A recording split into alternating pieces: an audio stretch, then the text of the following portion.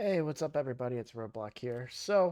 I'm actually recording this video not too long after I recorded um, my other video talking about leveling champions.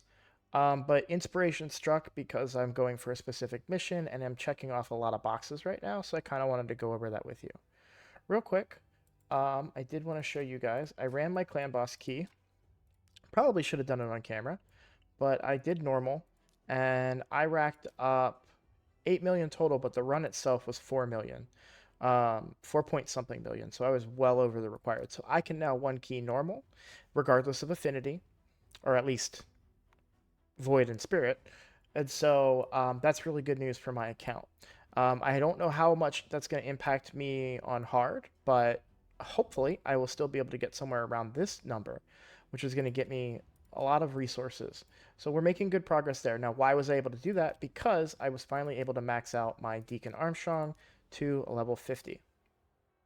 I'm sure you're like, well, he only went from 40 to 50. How does it make so many stats? Well, because we use percentage based gear pieces, um, they're basing it off his base stats, and his base stats increase by so much the more levels he gets. So, we want those percentage increases get higher and higher the higher levels that the champions get. So, he stayed alive longer. I had increased defense up longer, and I was able to do a lot more damage. So, pretty happy with that. We'll see. It could be lucky just because of affinity, but I ran it on auto, so really happy with that. Now, let's talk about the inspiration for this video. I currently have a mission, which is to win 5 or 6-star artifacts from Stage 7 of Dragon Slayer on normal or hard. Obviously, hard is irrelevant for this account currently, so we're going to be doing it on normal. You have to be on Stage 7 or higher. Now, my clan boss team is my dragon team, and so my previous clan boss team was only able to hit Stage 12. I wasn't able to go any further than that. But given that my clan boss team just saw a huge increase in their damage output, theoretically, you could argue that my dragon team is going to put out more damage because it's the same team. So I wanted to do an experiment and see how deep we can go with the team here. So I want to make sure all my champions, now they may not have all their stuff fully upgraded. Like I said, I'm never going to upgrade these gauntlets. I'm only using them for the speed. And because they're flat stats, this item is definitely trash. So I am not worried about it, and not something that I'm going to focus on for the future. As far as putting Deacon up to 5-star Ascended, there's no priority on that right now because I don't have a necklace for him to wear anyways. But it would give him increased stats, so it's not a bad idea, but it's also extremely expensive, and I just don't have the resources for it at the moment. So we're going to keep him 3-star Ascended. But let's go ahead and see if, well, let's also check and see what happens if we run our previous best. So 61 turns, 1 minute, 5 seconds. So let's give it a run and see what happens. The waves shouldn't be too much trouble. In fact, I wouldn't be surprised if I don't one shot, yeah. And then Sun Wukong will come in against this wave. Not quite a one shot because he's not built as well. He doesn't have as much crit damage as my Kale. My Kale actually hits a lot harder than my Legendary right now. He is crit capped, but he has less crit damage because of that Killstroke gear is what makes a difference for me. Well, this is the big test. Are we going to be able to break? Yeah, look at that. Was that an A1 too? That's really, really good. Okay. So we're able to prevent him from doing his stunning fire breath. The one that would stun my team. I will likely, during the next Clan v Clan, be putting books into Spirit Host, because that cleanse is really, really valuable. I know Apothecary is usually considered to be the big cleanser, but that Spirit Host cleanse can really put in work. Alright. So we're pretty... Ooh, Toxic Gear. That's really good. We really like that. Like to see attack percentage on that too. This will be a great piece for my Eris in the future. Would prefer to see speed on it, but, we'll take what we can get. So now let's try a new difficulty. So we did go down in time, not by much, but we did go down in turns as well. So that was a new best for us. So let's see if we can progress any further.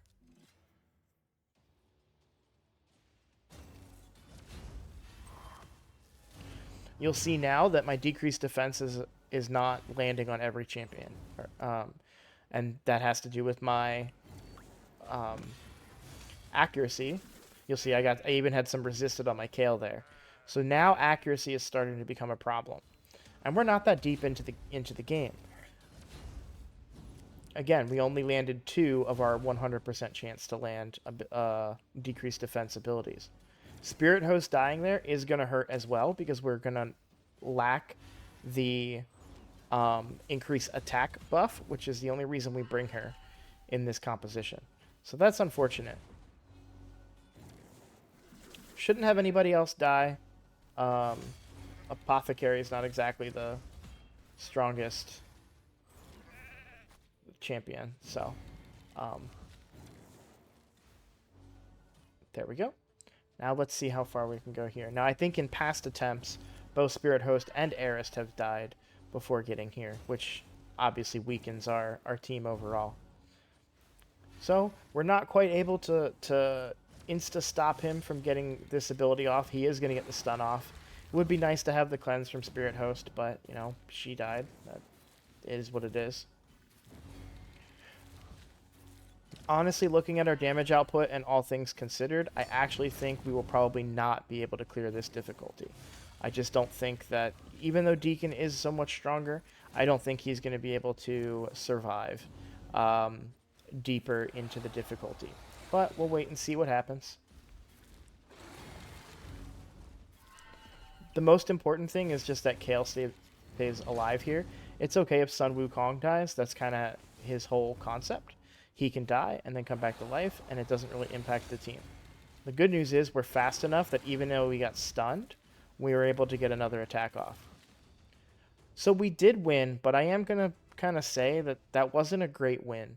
We were very, very close to death there, and it also cost 2 minutes and 4 seconds of time. So I likely wouldn't go any further than that. The next one has a negative affinity for my Kayle as well. While it is a positive affinity for some of my other champions, I still think that going beyond stage 13 at this point is still a bit of a struggle until I have a little bit more support or better gear for my Deacon or even maybe my Sun Wukong. But stage 12 is pretty reasonable. 1 minute 4 second runtime, 55 turns. You'll see that was what I used to be running stage 10 at. And I'm gonna have a higher percent chance of getting those 5-star pieces from stage 12. I also want to go back and look at the mission real quick. So the mission requires me 5 or 6-star artifacts. So there is still benefit from doing it at the higher difficulty. I don't think that's going to be a 100% win team. And 14 energy is a pretty steep cost to get nothing. Just to demonstrate, we can try and run it one more time. Maybe we have better luck on the waves and Spirit Host makes it. Or we land more of our decreased defenses. The first wave did go better, so that might mean that this wave could potentially go better as well, but it's not looking good. I do have a feeling that Spirit Host is going to get destroyed here in just a second. And yep, there, she's dead, and we did only land 1 decreased defense. We might even lose Eris this time on the waves. Yeah, and we did. So I very much expect that this is not going to be a successful run. We're going to continue running it anyways and see what happens.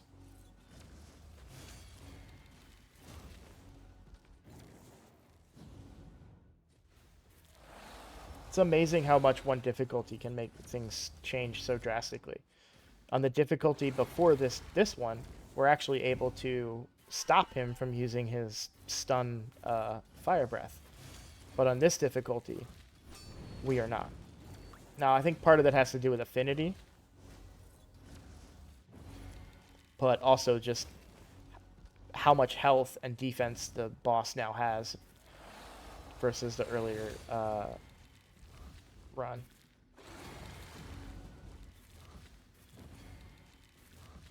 Yeah. Kale's not going to be able... Oh man, he didn't even regenerate HP that time. And now that Kale's gone, that's going to be it for the run, because he's what keeps Monkey King alive. So, like I said, I mostly ran that I just to prove it to you guys, to, you know, my thought process was kind of justified there. But we can run this difficulty very easily. So we'll come in here and you guys will be able to see that this one is so much more effective.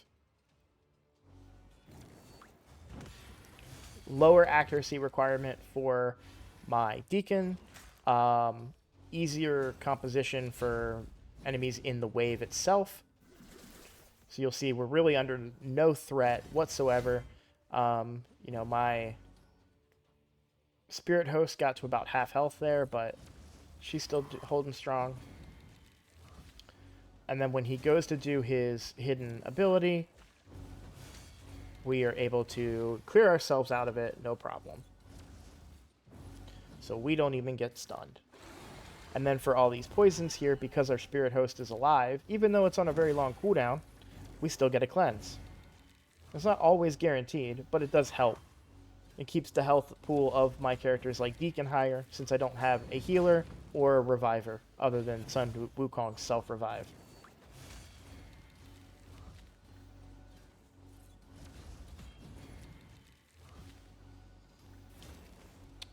Hidden ability again. We pop it with our A1, and we get a 5-star piece. So this is obviously where I want to complete that mission. And this is also really good gear for my account. Now, the stats aren't great on it, but lifesteal is very, very valuable to anybody's account in the early game. It's the entire reason why Kale is so effective right now, because he's my only champion that's built in all lifesteal gear.